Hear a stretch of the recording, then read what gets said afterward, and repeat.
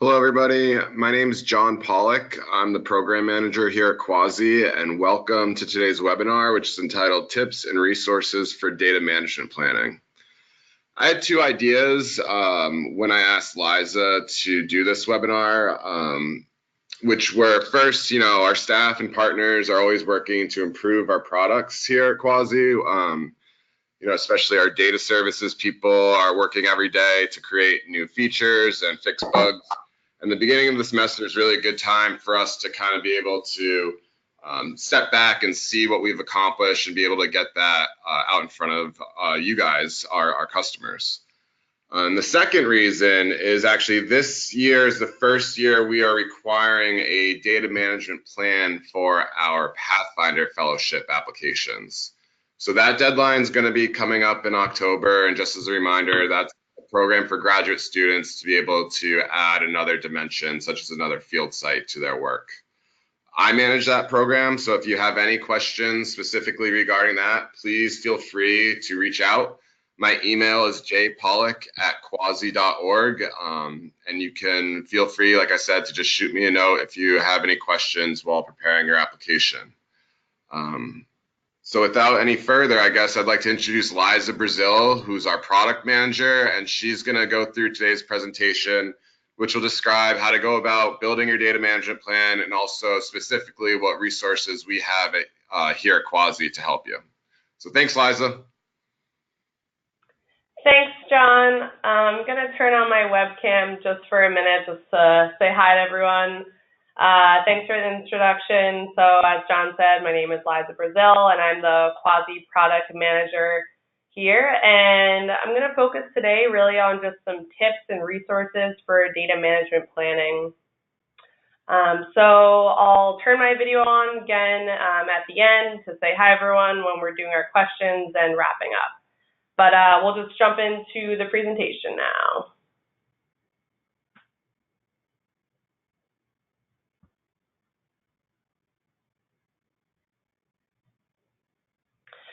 All right, so we have three main goals for today, and I don't think I'm going to talk for the entire hour. I think I'll probably talk for about 20 to 30 minutes at most.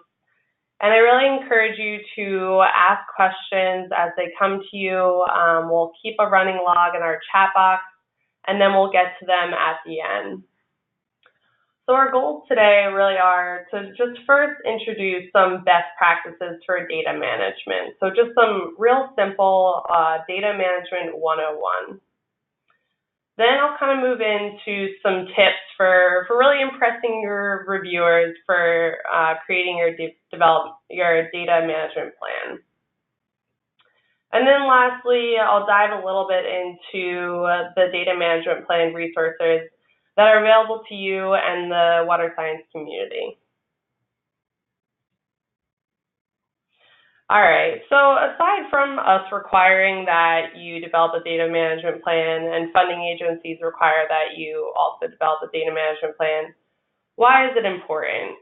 So, I mean, ultimately, it makes you a more effective researcher, right? So organizing your data enables others to interpret it accurately and ultimately facilitates the reuse of data in other research beyond the disciplines of water and earth sciences.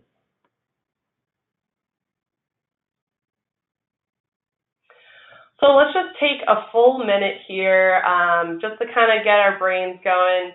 So think about or draw a flow chart to describe what you do with your data from the very beginning of your project to the very end. So, everyone's are going to look a little bit different. The definition of the beginning and the end of a project is always blurred, but it's just a good exercise to kind of get you thinking. So let's just take a full minute to really think about that.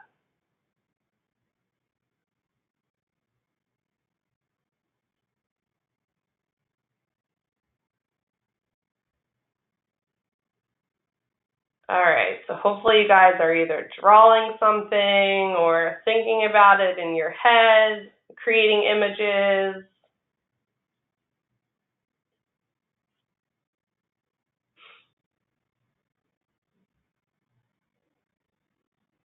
Okay.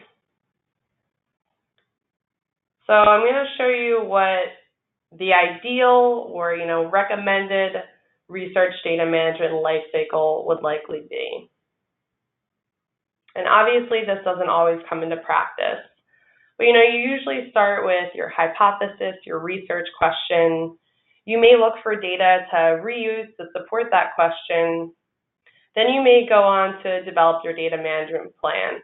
And so this is where it gets a little interesting. So, it's really encouraged that you actually come up with your data management plan before the data collection step. And then once you start with that data collection, it's pretty cyclical. You're collecting data, you're describing and analyzing it. You may go back to recollect it and refine some things. And you may save this data just on your local computer. Then eventually you'll need to actually archive it online somewhere, hopefully, to actually follow through with that data management plan that you set out. So hopefully in that data management plan, you had plans for actually putting that data online to be reused and shared with the community. And then eventually you're going to publish a paper, hopefully, that references that data, and the data online will have a permanent citation, so it actually can be cited in your paper publication. So we're going to talk about this research data management lifecycle throughout this presentation, and we'll sort of just start with the best practices for data management first. So this will also translate into your actual data management plan. So I've given you a little background about why we do data management and where it fits into the research data management lifecycle. So now I want to give you some best practices to actually do the management of the data. So I'm going to skim through these next slides pretty quickly. They're sort of your standard data management 101, but definitely feel free to ask questions as I go. So first things first, hopefully you've all heard this before. You always want to keep a copy of the raw data and keep a copy of the curated quality control data. So, if you don't do this, you could easily change something that was actually correct. You can make mistakes while correcting other mistakes. And ideally, you want to keep a script of how you actually did the quality control procedures and write the results to a new file or copy. So you're not actually just continuously changing one version, but you have several different versions. You always want to use descriptive file names. So, how many times have you put files into a directory and then can't figure out which one refers to which? Generally, you want to provide some descriptive content, but keep it brief. You want to avoid spaces in your file names. And for versioning, you want to use the standard year, month, date format. And always include a README file when you have a directory of files in order to navigate which files provide which information. Okay, so include headers for context, and immediately below include the data. So right now we're talking about the actual file, so the actual data file. So we're looking at a little screenshot of USGS data. So you have that metadata at the top combined with the data right below it. So you definitely do not want to mix data types in table columns. Hopefully you all know this. So, you want to keep numeric in one column, strings in another, date and time in another. If, for instance, you have lab results that are reported as less than, if it's below detection limit, then you would have a column just for that.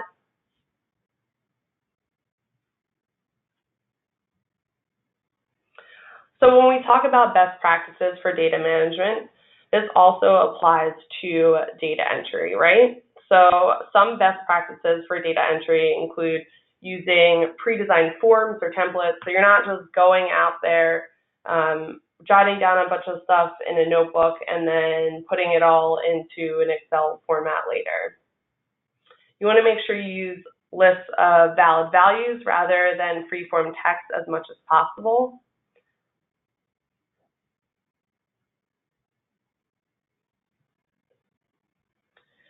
Another big thing that, we talk about a lot when we talk about open source and making sharing friendly.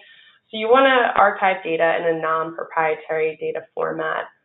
So, obviously Microsoft Excel is widely accepted now, but in 10, 15 years, what if it isn't anymore? So obviously always trying to save it as a CSV rather than Excel. And this goes into, many different software programs. So just thinking about the question, will your data disappear if the file format or software becomes obsolete? And this is really getting at that reuse and reproducibility of the data. So we've all had this happen to us where we save our data to our local computer and either lose the data or lose the most recent version. So that push to move your data to the cloud is becoming more important, and it's really for convenience and for enhanced sharing of larger files. So the couple of things that come up though are, people are concerned about privacy of their data. They're concerned about, and validly so, that file formats are not always available when you put it into the cloud. You keep it in whatever format is in your local computer. So we definitely have some resources and tools at CUAHSI for actually putting your data online in a shareable format.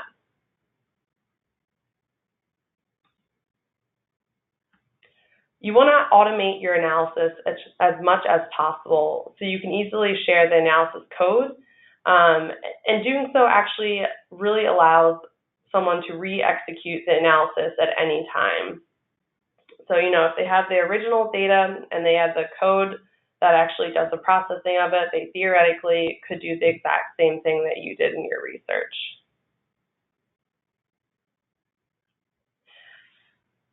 We talk about metadata a lot, obviously. Maintaining metadata is so important. We stress this more and more now. So just thinking about those who, what, when, where, why, how questions can really give you a first good start at answering those important metadata questions and providing that with your actual data. So this little graphic is pretty much just stressing that in order to reuse the data, it really depends on the amount of effort that's put into the level of structure and the metadata. So with a higher level of structure in the metadata, you're able to actually reuse and hopefully publish that data.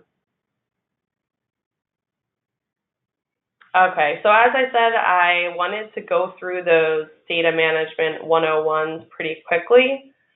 Definitely put your questions in the chat box. If you're unclear about anything, we can focus on that. But just to summarize what I talked about, so don't mess with the raw data.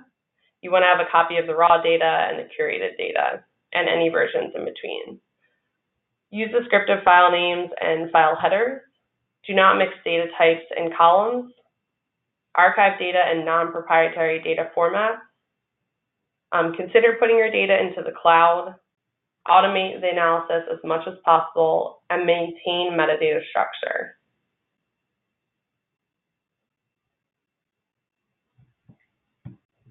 All right. So let's switch gears a little bit. Why should we follow all these best practices for data management? So you really want to think about when you're a data provider, you're first the only one that knows the answer to some of these questions. So why were the data created? What limitations do the data have? What do they mean? And how should they be cited and reused in a paper? When you're finding data, you might have some different questions, and the metadata could really help to provide those. So some of the important, questions that you're thinking about as a data user. So what are the data gaps? What licensing is associated with this data? So can I share this data with someone else? How can I reuse it? What software do I need to actually read the data? Are there any fees associated with this data? So providing that metadata for someone is extremely important for the to data reuse. So with that value in mind, there are a ton of solutions for being able to share your data in a reusable format. So there are a ton of repositories out there for data preserving and sharing. And first of all, it's always recommended to use a domain-specific repository because usually the domain-specific repositories will provide applicable metadata templates for the specific data types that you're working with. So the metadata templates will be way more comprehensive than the general repositories. And so two of CUAHSI's repositories are shown in the icons up there. So, it's repositories for water science data, and there's HydroShare there, and there's CUAHSI HIS. So HydroShare for really archiving any data type model or code, and CUAHSI HIS for mostly continuous time series data and some discrete sampling.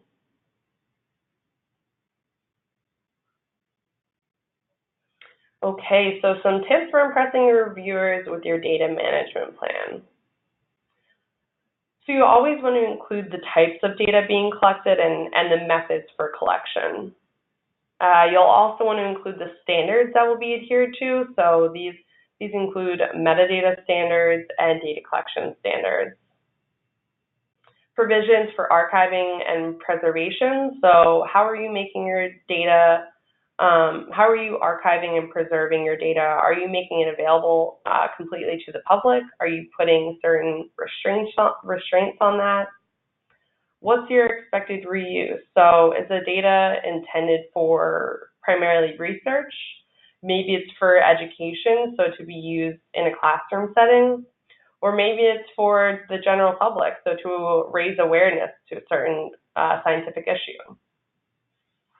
And then lastly, plan for eventual transition or termination of the data collection in the long-term future.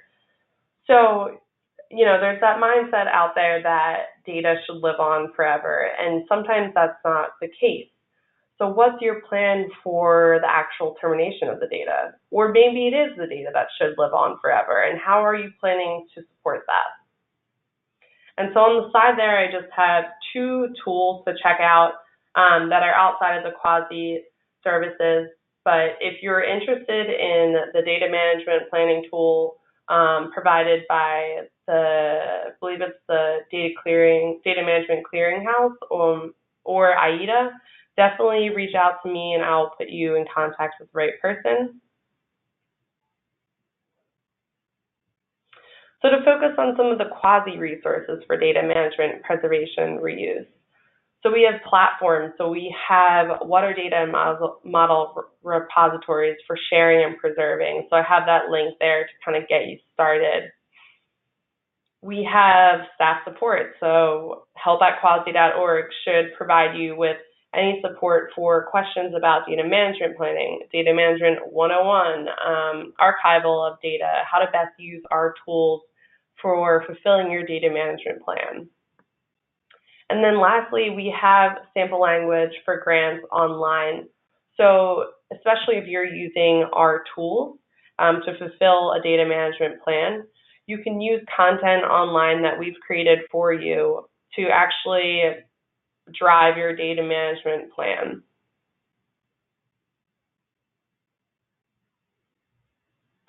Okay, so we're going to switch gears now. I'm going to show you something cool, and we can take questions from there.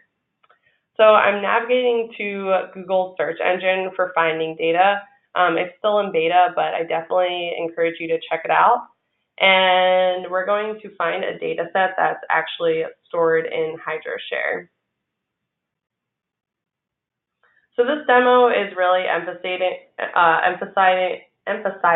that data can be reused and shareable online. And I'll show you one tool that CUAHSI supports called HydroShare that allows you to do that. So just give me a second here and I will move over my browser. All right. So this is toolbox.google.com/dataset search.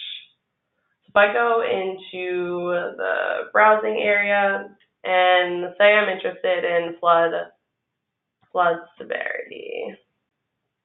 All right, flood severity, we have a few different data sets here. I'm going to select the data-driven model script.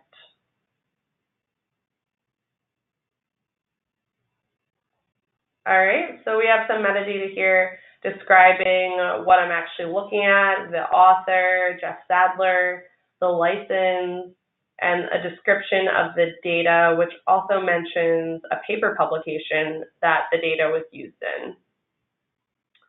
And it also mentions that you can actually get this data from HydroShare.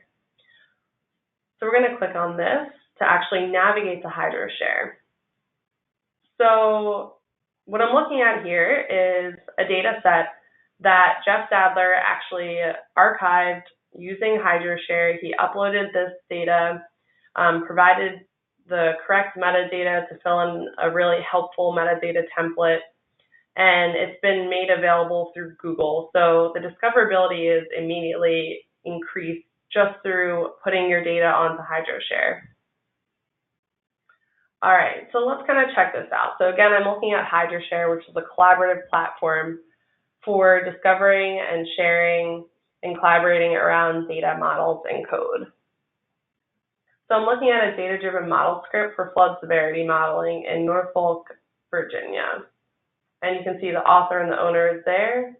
An abstract about it that actually cites this script was used to produce results published in a paper in the Journal of Hydrology. So we'll check that out after.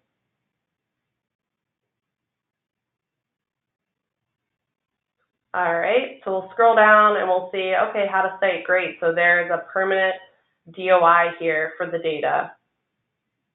We can see the data collection area and the actual contents of the data that we can actually download here. If we scroll down a little bit further, we can see the funding agency that has been given credits to.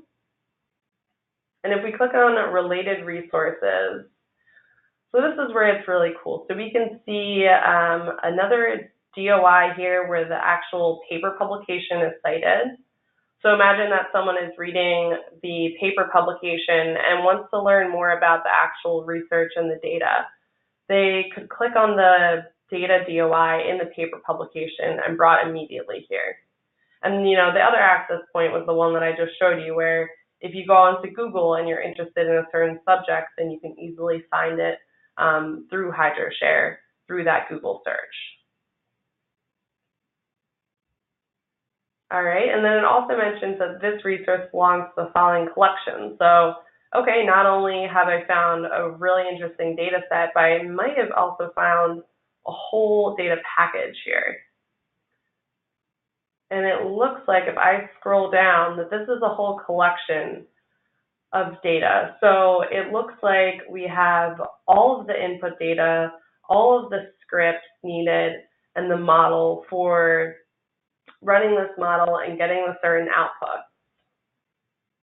So this is really a successful case of how someone can leverage CUAHSI tool HydroShare to archive their data online in a reusable format and make it available through all the increased search engines through Google. So I'm going to pause here and see if there are any questions that come in. But I think that we can kind of wrap up. So let me just navigate back to my PowerPoint.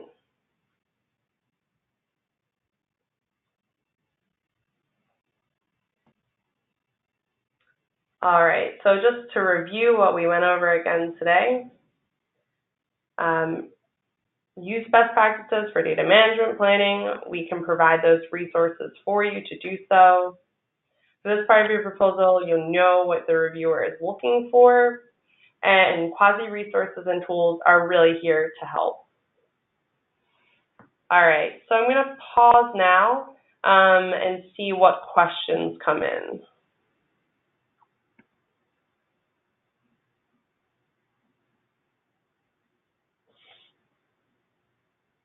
Okay, Liza, it looks like we have a few so far. The first one's asking if everyone will have access to the PowerPoint after the webinar. Yes, so we have this recorded right now. We'll archive it on our CUAHSI website with the actual PowerPoint, and we'll also include a URL to where it'll be archived in HydroShare, where you can download it there. Okay, and we have another one asking, how detailed must our plan be, and what if there are changes to it as we carry out the project? Great question. So I'm assuming that this is focused on just the CUAHSI requirements for the data management plan. But so the data management plan will vary from funding agency to funding agency. I know that NSF puts a limit at a 2-page plan. And in terms of changes throughout the project, the data management plan, I believe, can be a living document, but the point of the plan is really to try to, not to be redundant here, but to plan out how you think the project is going to go. But in terms of CUAHSI, I believe that, we will not be as strict, and we can kind of, this might be a John question, but we can kind of keep it as more of a living document to share between the both of us. Yeah, no, Liza, I'll jump in real quick, but you're exactly right. I mean, the data management plan should work as a framework for your research, right? So it should be not necessarily something that's an impediment to your research, but something that helps you organize you as you move throughout your project.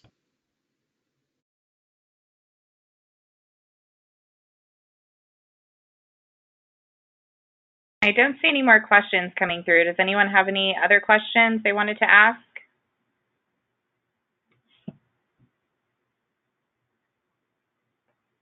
Okay, we have another one here. How large of a percentage of our project should be based on new fieldwork / data collection versus collaboration on pre-existing fieldwork efforts?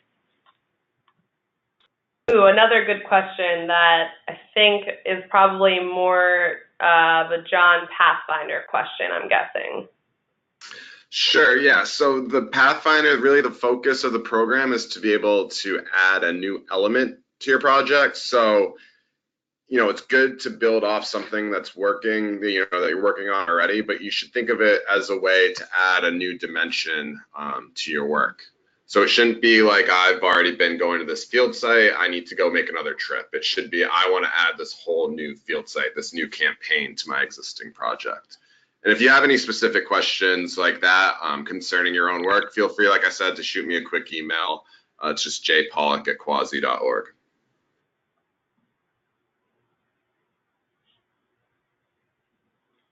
Okay, do we have any other questions? Okay, here's another one. Where can we find out more about HydroShare, and are there archived or recorded seminars that walk through working with HydroShare? And if so, where can those be found? Great question. So a couple of different resources that I'll spit out now, and then I can also include this in the PowerPoint when we archive it online. So a good place to get started with HydroShare would be just go to hydroshare.org, go to the help pages, and there's a getting started page that can kind of outline just general information about HydroShare. In terms of recorded webinars, we actually did a full series in the spring on HydroShare, and so those are also archived on our CUAHSI website.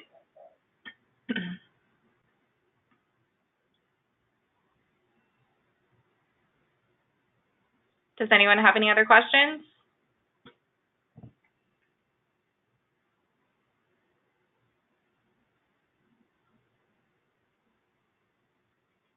Okay, here's another one. If we must purchase equipment to conduct the project, should we include how much we will supplement funding in our plan?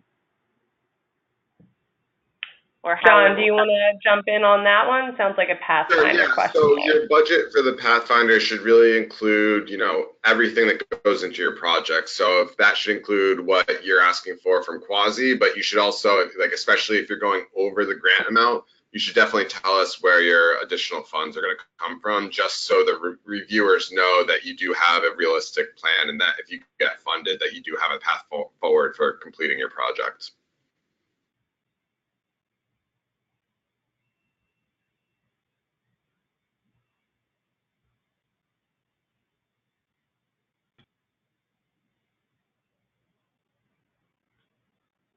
Any other questions?